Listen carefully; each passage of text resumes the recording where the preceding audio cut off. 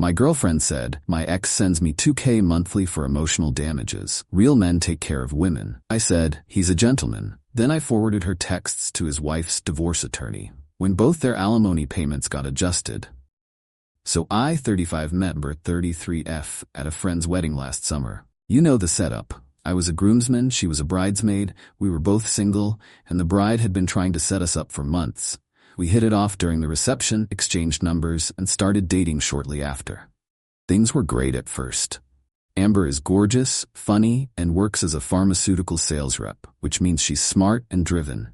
She has her own condo in a nice part of Denver, drives a Mercedes, and always dresses impeccably. I'm a mechanical engineer at a firm that designs HVAC systems for commercial buildings. Not exactly glamorous, but it pays the bills and I enjoy the work.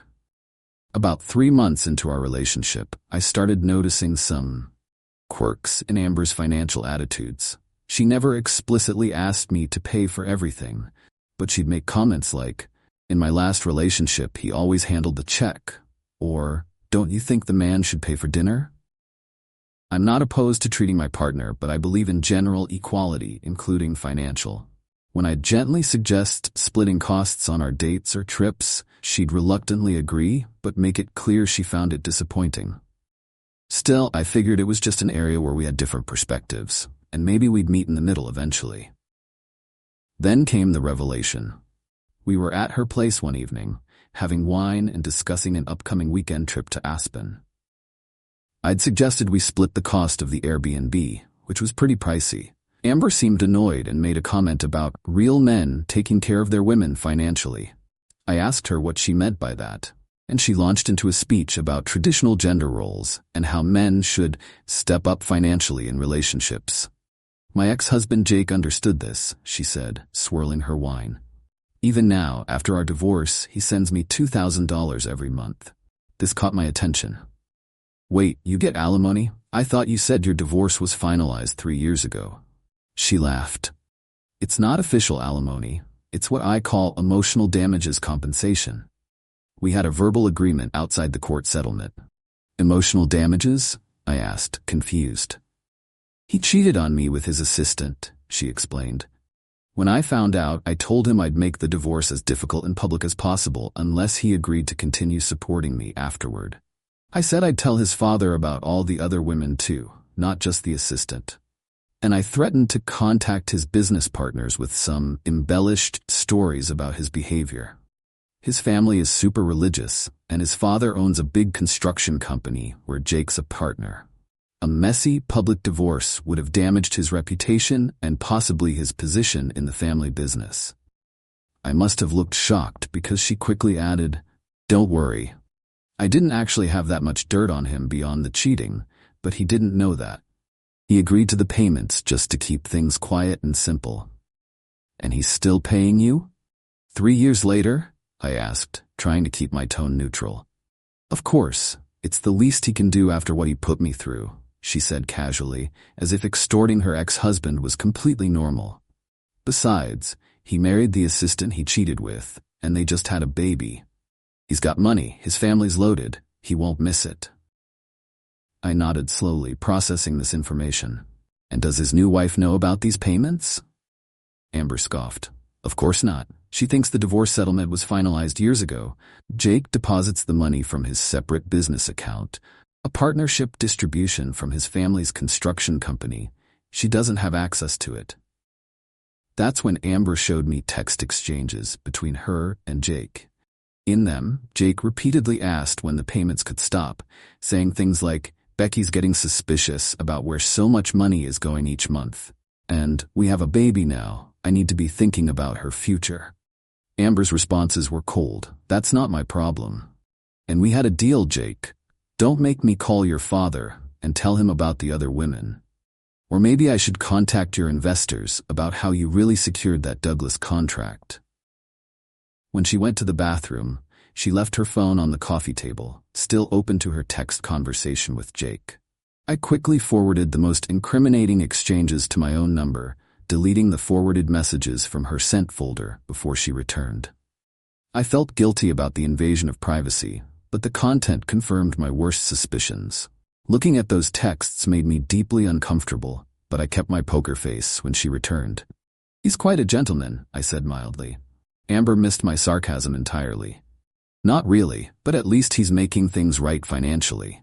Then she added, "This is how relationships work, you know. Real men take care of women even after things end."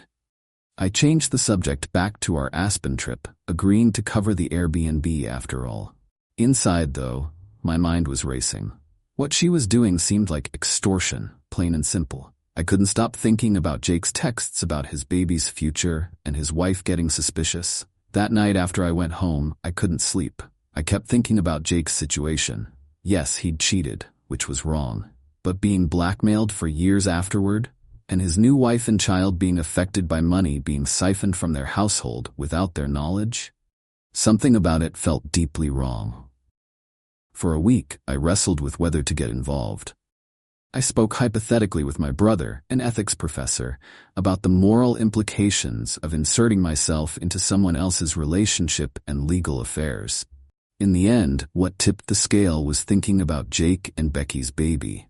Children should come before blackmail payments, and Becky deserved to know why their family was struggling financially while Amber drove a Mercedes. Before taking any action, I consulted with a friend who practices law, careful to present the situation hypothetically. She advised that sharing information voluntarily disclosed to me wouldn't likely constitute illegal activity in Colorado, so long as I hadn't hacked, stolen, or deceptively obtained it. Still, she suggested keeping the communication anonymous and factual, avoiding anything that could be construed as a threat or harassment. I'm not proud of what I did next, but I stand by it. Using the phone number I'd seen in the text exchanges, I found Jake on social media. From there, it wasn't hard to find his wife, Becky. Her profile mentioned she was an attorney specializing in family law. This made sense. They had actually met when she was working at the firm handling his divorce, though not as his attorney, which would have been an ethical breach. Using a VPN and a public Wi-Fi connection at a local coffee shop, I created a new email account and sent her a message. "I believe your husband is paying his ex-wife $2,000 monthly outside of any legal divorce settlement, and has been for 3 years. She calls it emotional damages compensation. But it appears to be the result of threats to make his cheating public and to spread rumors about his business dealings. I have reason to believe this was not disclosed during your marriage. I'm sorry to be the bearer of bad news, but I thought you should know where your family's money is going." I attached screenshots of the text exchanges between Amber and Jake. I didn't identify myself or mention Amber by name, though I'm sure Becky could figure it out. Then I went about my life as usual. Amber and I continued dating. We went to Aspen. I paid for the Airbnb, as agreed. Everything seemed normal, except I noticed she was checking her phone more frequently and seemed distracted. About 3 weeks after I sent the email, Amber called me in a complete panic. Jake's wife found out about the payments. She practically screamed into the phone. She's filed a motion to reopen their divorce case for fraud in the financial disclosures, and his lawyer is threatening to sue me for extortion. I made appropriate surprise noises. That's terrible. How did she find out? I don't know. Jake thinks he must have left his phone unlocked, or she went through his emails. She had copies of our text conversations. "What are you going to do?" I asked. "I've already called a lawyer," she said. "But it doesn't look good. They're saying my threats cross the line from aggressive negotiation to civil extortion under Colorado law, especially the stuff about contacting his business partners with embellished stories if he stopped paying. And there might be legal consequences for the threats." I suggested coming over to provide moral support, which she accepted. When I arrived at her condo, she was pacing back and forth, alternating between rage and panic. "I can't believe this is happening," she fumed. "That home-wrecking bitch thinks she can come after my money now, after what he did to me?" I sat on her couch, nodding sympathetically while my conscience wrestled with itself. On one hand, I felt bad seeing her so upset. On the other hand, what she'd been doing was wrong, and it was affecting innocent people. "The thing is," I ventured carefully, "those payments weren't legally required, right? And you did kind of threaten him to get them." She whirled on me. "Whose side are you on? He cheated on me. with his assistant. Do you know how humiliating that was? He deserved to pay. I understand he hurt you, I said. Cheating is terrible, but it's been 3 years and now it's affecting his child. Maybe it's time to... Oh my God, she interrupted, staring at me with dawning realization. It was you. You told her. I didn't deny it. I felt she had a right to know where her family's money was going. The explosion that followed was nuclear. Amber called me every name in the book, threw a wine glass, thankfully not at me, but against the wall, and demanded I leave immediately. As I was heading for the door, she delivered her parting shot. You think you're so righteous? Jake deserved what he got, and now you deserve this. We're done. Get out and don't ever contact me again. I left quietly, feeling a mixture of relief and guilt. The legal proceedings stretched on for nearly 7 months. There was an initial emergency hearing where the judge froze some of Amber's assets pending investigation, followed by multiple discovery sessions, depositions, and finally a ruling.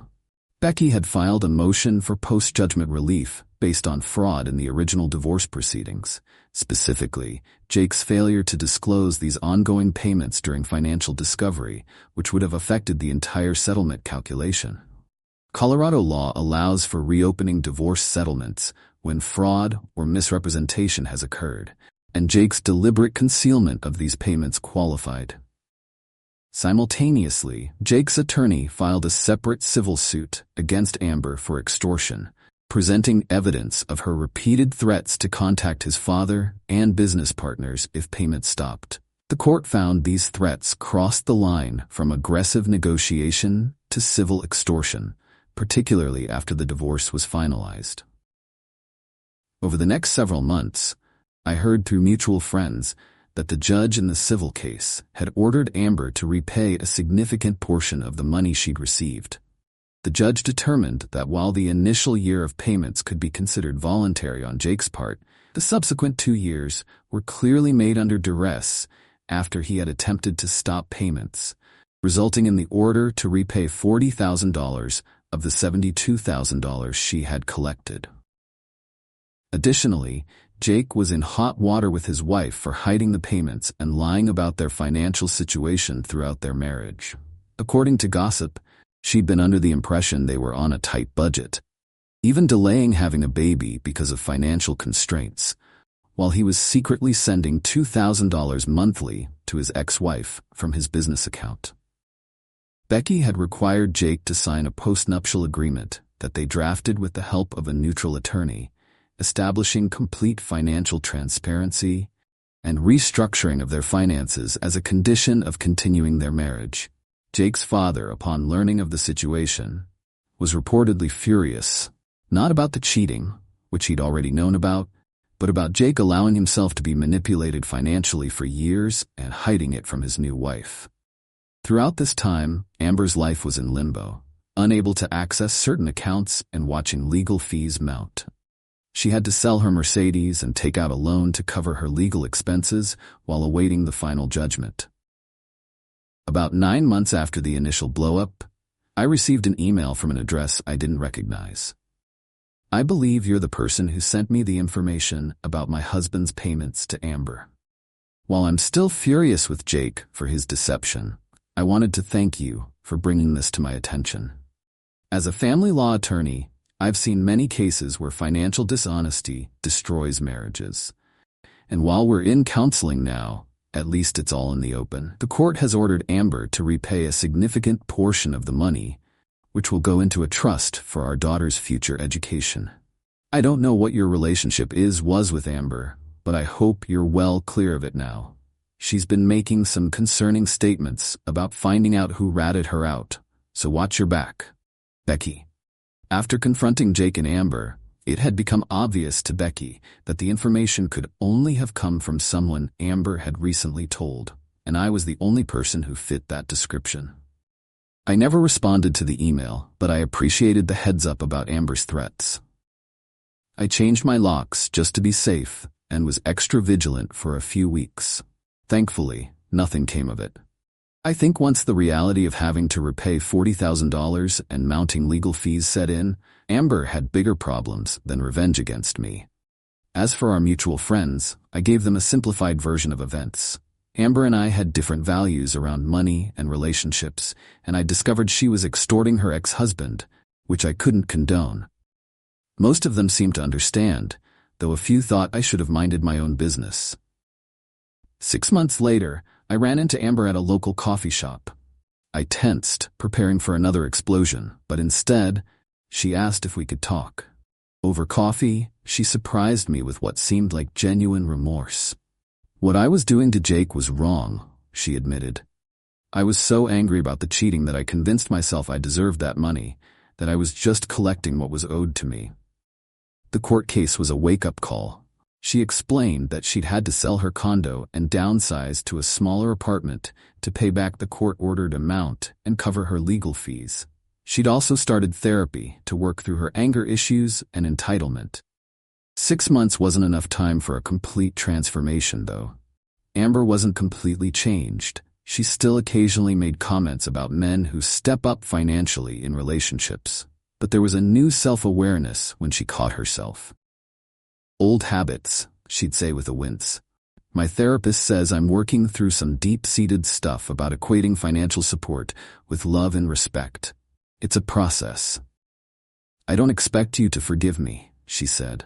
But I wanted you to know that as much as I hated you for what you did at the time, it was probably the right thing.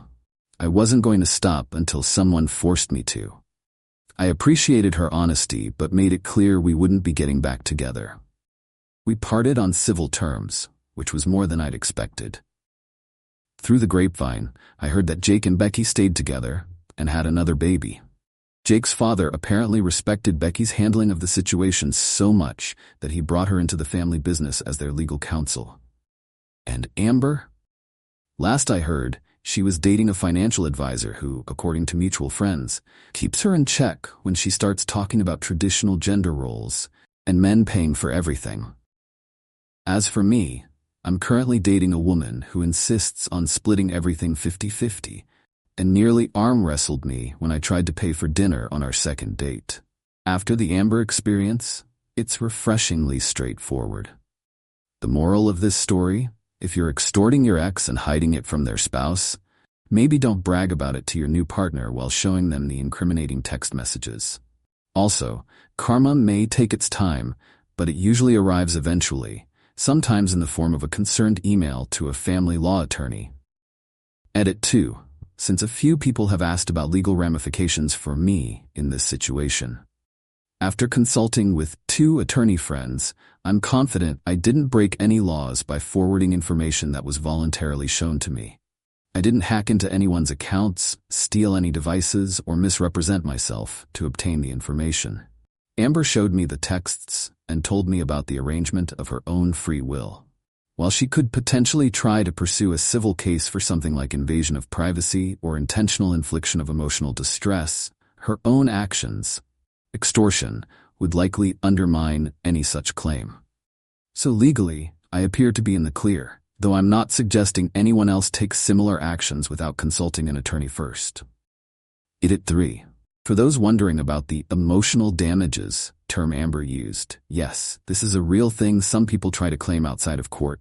However, unlike structured alimony or divorce settlements, these informal agreements often have no legal standing and can indeed cross into extortion territory when coupled with threats. In Colorado, where this took place, alimony modifications can be triggered by changes in circumstances, like having a child, or evidence of fraud in the original settlement. The fact that Jake was hiding these payments from his current wife during their marriage was what really did him in legally, as it constituted financial infidelity and potentially fraud during their own financial planning and decision-making. Final update. It's been a year since all this happened, and life has settled into a much less dramatic rhythm, thankfully. My current girlfriend and I just moved in together, and we have a spreadsheet for household expenses that would make an accountant proud. Jake and Becky had their second child and seem to be doing well. She occasionally sends me holiday cards addressed to the truth teller, which makes me laugh. As for Amber, I heard she finally paid off the last of what she owed and has started her own pharmaceutical consulting business. The financial advisor relationship didn't last, but mutual friends say she's much more grounded these days. Sometimes it takes hitting rock bottom to realize you've been digging your own hole. P.S. For those asking if I ever told Becky it was me who sent the email, no, I haven't confirmed it. She clearly figured it out, but there's something to be said for plausible deniability in these situations. Besides, she's a lawyer. She understands the value of discretion.